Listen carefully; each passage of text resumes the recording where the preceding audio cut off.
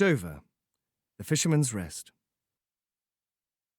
They all looked a merry, even a happy party as they sat round the table. Sir Andrew Ffoulkes and Lord Anthony Dewhurst, two typical, good-looking, well-born and well-bred Englishmen of that year of grace, 1792, and the aristocratic French Comtesse with her two children, who had just escaped from such dire perils and found a safe retreat at last on the shores of protecting England. The young Vicomte de Tournay rose, glass in hand, and with the graceful affectation peculiar to the times, he raised it aloft and said in broken English, "To His Majesty King George III of England, God bless him for his hospitality to us all, poor exiles from France." "His Majesty the King," echoed Lord Anthony and Sir Andrew, as they drank loyally to the toast. "To His Majesty King Louis of France," added Sir Andrew with solemnity. "May God protect him, and give him victory over his enemies." Everyone rose and drank this toast in silence. The fate of the unfortunate King of France, then a prisoner of his own people, seemed to cast a gloom even over the landlord, Mr. Jellyband's pleasant countenance.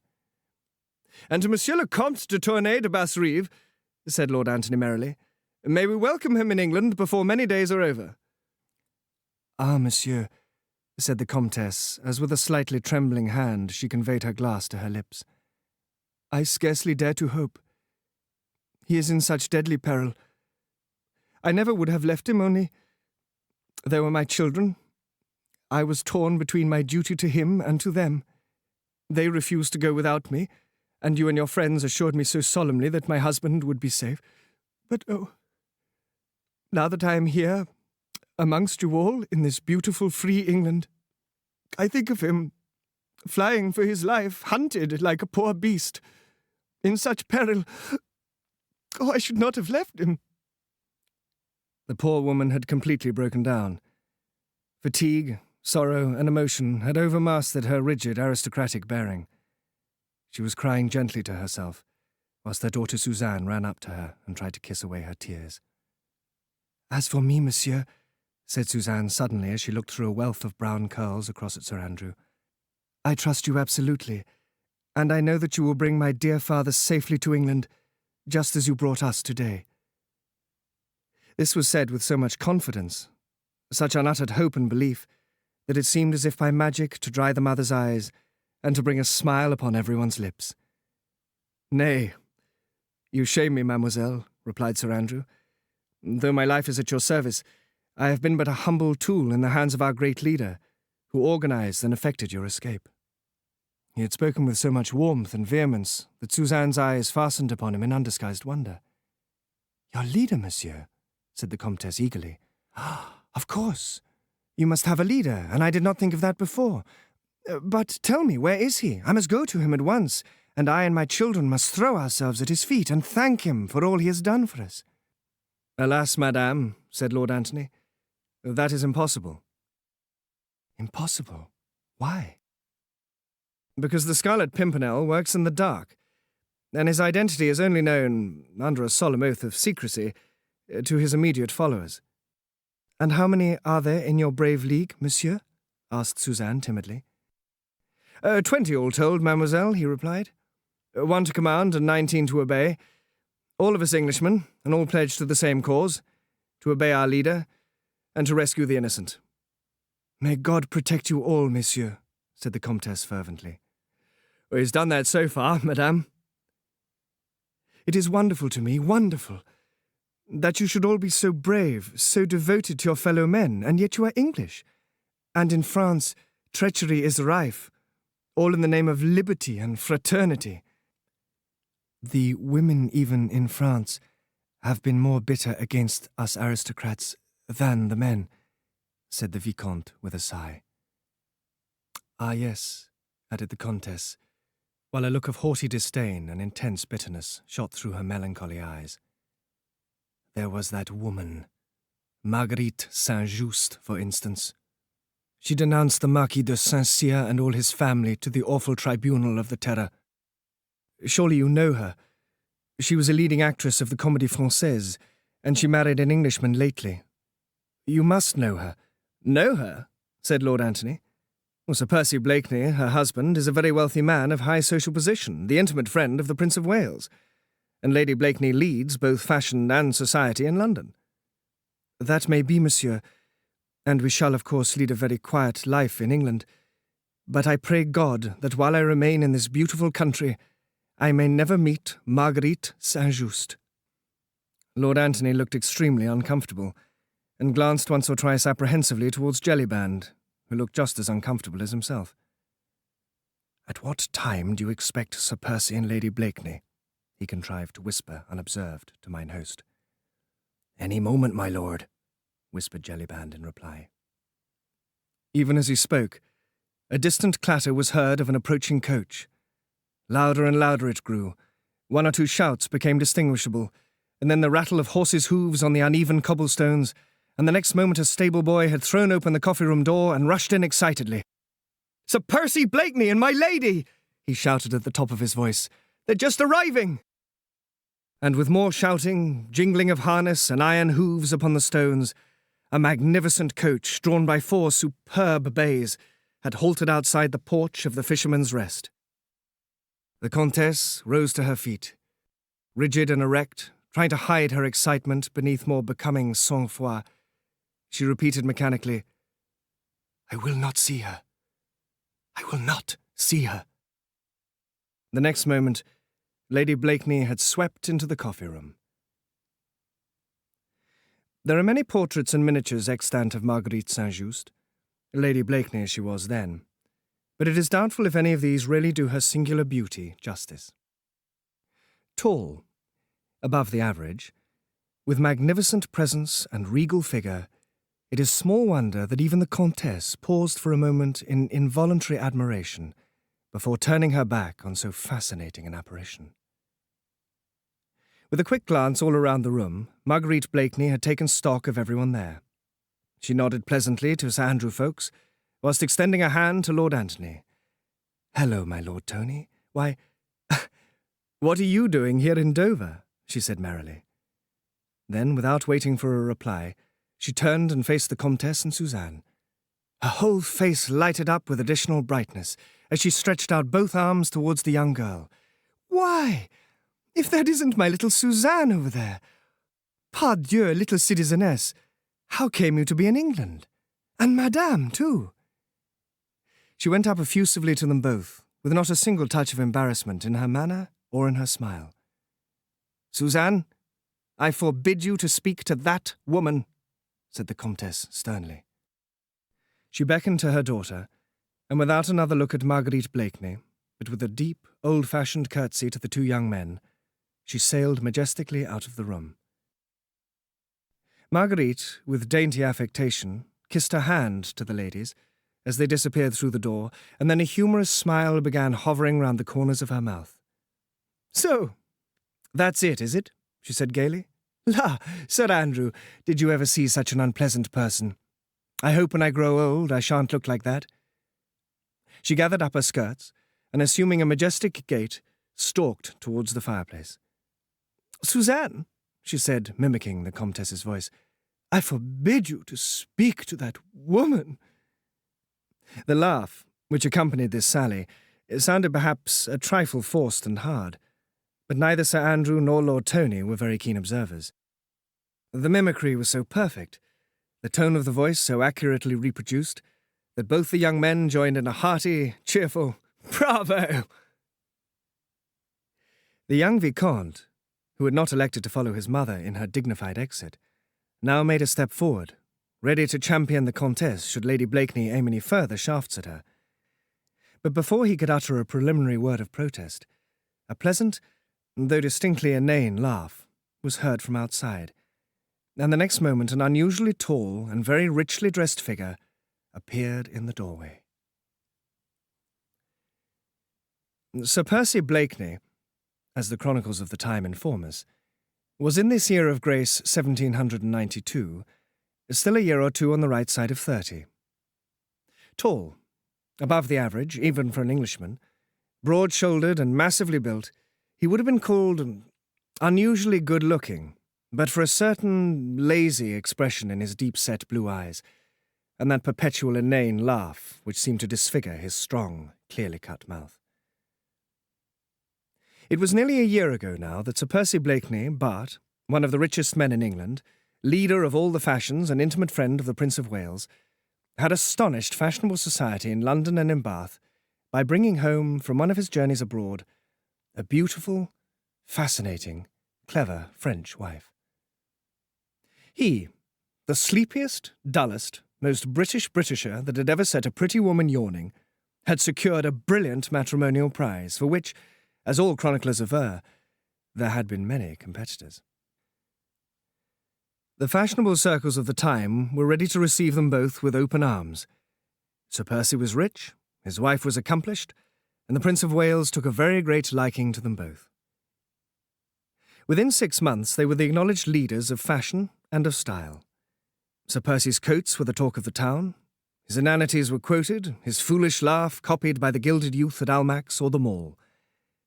Everyone knew that he was hopelessly stupid, but then this was scarcely to be wondered at, seeing that all the Blakeneys for generations had been notoriously dull, and that his mother had died an imbecile. Thus society accepted him, petted him, made much of him, since his horses were the finest in the country, his fetes and wines the most sought after. And as for his marriage with the cleverest woman in Europe, well, the inevitable came with sure and rapid footsteps. No one pitied him, since his fate was of his own making. There were plenty of young ladies in England of high birth and good looks who would have been quite willing to help him spend the Blakeney fortune, whilst smiling indulgently at his inanities and his good-humoured foolishness. Moreover, Sir Percy got no pity because he seemed to require none. He seemed very proud of his clever wife, and to care little that she took no pains to disguise the good-natured contempt which she evidently felt for him, and that she even amused herself by sharpening her ready wits at his expense.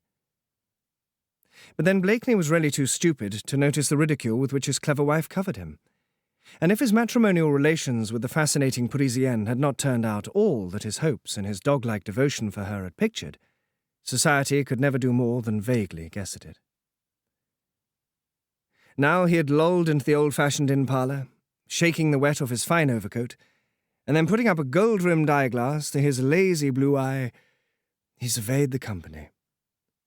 "How do, Tony? How do, folks?" he said, recognizing the two young men and shaking them by the hand. "Zoons, my dear fellow," he added, smothering a slight yawn. "Did you ever see such a beastly day?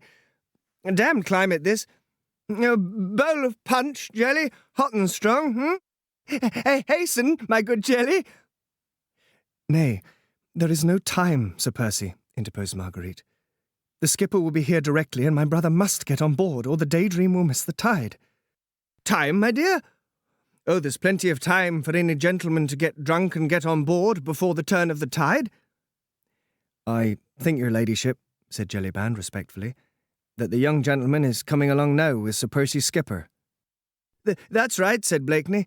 "Then Armand can join us in the merry bow." "You are all such merry company," said Marguerite, "that I trust you will forgive me if I bid my brother good-bye in another room." It would have been bad form to protest. Both Lord Antony and Sir Andrew felt that Lady Blakeney could not altogether be in tune with them at that moment. Her love for her brother, Armand St-Just, was deep and touching in the extreme. He had just spent a few weeks with her in her English home, and was going back to serve his country, at a moment when death was the usual reward for the most enduring devotion. Sir Percy also made no attempt to detain his wife.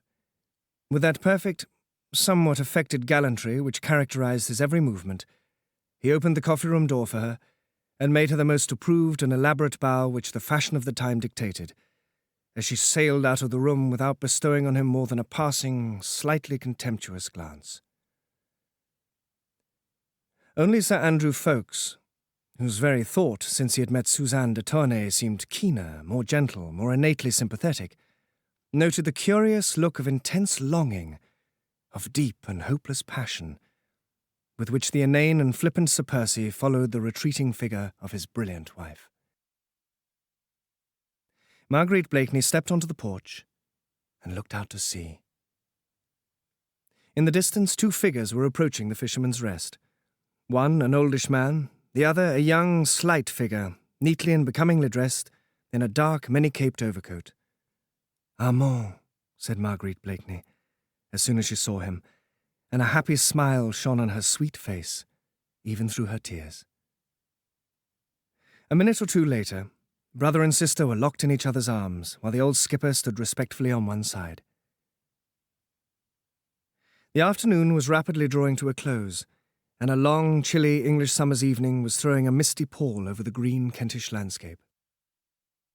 The Daydream had set sail, and Marguerite Blakeney stood alone on the edge of the cliff for over an hour, watching those white sails which bore so swiftly away from her the only being who really cared for her, whom she dared to love, whom she knew she could trust. Sir Percy had had the delicacy to leave her severely alone. Marguerite was grateful to her husband for all this. She always tried to be grateful to him for his thoughtfulness, which was constant, and for his generosity, which really was boundless. She tried even at times to curb the sarcastic, bitter thoughts of him which made her, in spite of herself, say cruel, insulting things, which she vaguely hoped would wound him. Yes, she often wished to wound him, to make him feel that she too held him in contempt, that she too had forgotten that once she had almost loved him, loved that inane fop, whose thoughts seemed unable to soar beyond the tying of a cravat or the new cut of a coat. Ha! And yet, vague memories that were sweet and ardent and attuned to this calm summer's evening came wafted back to her memory on the invisible wings of the light sea breeze. The time when first he worshipped her. He seemed so devoted, a very slave, and there was a certain latent intensity in that love which had fascinated her. Then suddenly that love, that devotion which throughout his courtship she had looked upon as the slavish fidelity of a dog, seemed to vanish completely. 24 hours after the simple little ceremony at Old St. Roch, she had told him the story of how, inadvertently, she had spoken of certain matters connected with the Marquis de Saint-Cyr before some men, her friends, who had used this information against the unfortunate Marquis and sent him and his family to the guillotine. She made a full confession of it, trusting to his blind love for her, her boundless power over him, to soon make him forget what might have sounded unpleasant to an English ear. And certainly at the moment, he seemed to take it very quietly. Hardly, in fact, did he appear to understand the meaning of all she had said. But what was more certain still was that never after that could she detect the slightest sign of that love which she once believed had been wholly hers. Now they had drifted quite apart, and Sir Percy seemed to have laid aside his love for her as he would an ill-fitting glove. With another heavy sigh, Marguerite Blakeney turned her back upon the sea and the cliffs, and walked slowly back towards the Fisherman's Rest. As she drew near, the sound of revelry, of gay, jovial laughter, grew louder and more distinct. She could distinguish Sir Andrew Ffoulkes's pleasant voice, Lord Tony's boisterous guffaws, her husband's occasional, drawly, sleepy comments. Then, realizing the loneliness of the road and the fast-gathering gloom around her, she quickened her steps. The next moment she perceived a stranger coming rapidly towards her. Marguerite did not look up. She was not the least nervous, and the Fisherman's Rest was now well within call. The stranger paused when he saw Marguerite quickly coming towards him, and just as she was about to slip past him, he said very quietly, "Citoyenne Saint-Just?" Marguerite uttered a little cry of astonishment at thus hearing her own familiar maiden name uttered so close to her. She looked up at the stranger, and this time, with a cry of unfeigned pleasure, she put out both her hands effusively towards him. "Chauvelin!" she exclaimed. "Himself, citoyenne, at your service," said the stranger, gallantly kissing the tips of her fingers. Marguerite said nothing for a moment or two, as she surveyed with obvious delight the not very prepossessing little figure before her. Chauvelin was then nearer 40 than 30, a clever, shrewd-looking personality with a curious, fox-like expression in the deep, sunken eyes. "Chauvelin! My friend!" said Marguerite with a pretty little sigh of satisfaction. "I am mightily pleased to see you." No doubt poor Marguerite Saint-Just, lonely in the midst of her grandeur and of her starchy friends, was happy to see a face that brought back memories of that happy time in Paris, when she reigned, a queen, over the intellectual coterie of the Rue de Richelieu. She did not notice the sarcastic little smile, however, that hovered round the thin lips of Chauvelin. "But tell me," she added merrily, "what in the world are you doing here in England?" She had resumed her walk towards the inn, and Chauvelin turned and walked beside her. "I might return the subtle compliment, fair lady," he said. "What of yourself?" "Oh, I?" she said with a shrug of the shoulders. "Je m'ennuie, mon ami, that's all." Chauvelin looked at Marguerite long and scrutinizingly. It seemed as if those keen, pale eyes of his were reading every one of her thoughts. "Will you render France a small service, citoyenne?" he asked with a sudden change of manner, which lent his thin, fox-like face singular earnestness. "La, man," she replied flippantly, "how serious you look all of a sudden. Indeed, I do not know if I would render France a small service. At any rate, it depends upon the kind of service she, or you, want." "Have you ever heard of the Scarlet Pimpernel, citoyenne Saint-Just?" asked Chauvelin abruptly. "Heard of the Scarlet Pimpernel?" she retorted with a long and a merry laugh. "Faith, man, we talk of nothing else. We have hats à la Scarlet Pimpernel. Our horses are called Scarlet Pimpernel. At the Prince of Wales' supper party the other night we had a soufflé à la Scarlet Pimpernel. Lad," she added gaily, "the other day I ordered my milliner's a blue dress trimmed with green, and bless me if she did not call that à la Scarlet Pimpernel." "Then, as you have heard of that enigmatical personage, citoyenne, you must also have guessed and known that the man who hides his identity under that strange pseudonym is the most bitter enemy of our republic, of France. All the most strenuous efforts on the part of my spies have failed to discover who he is.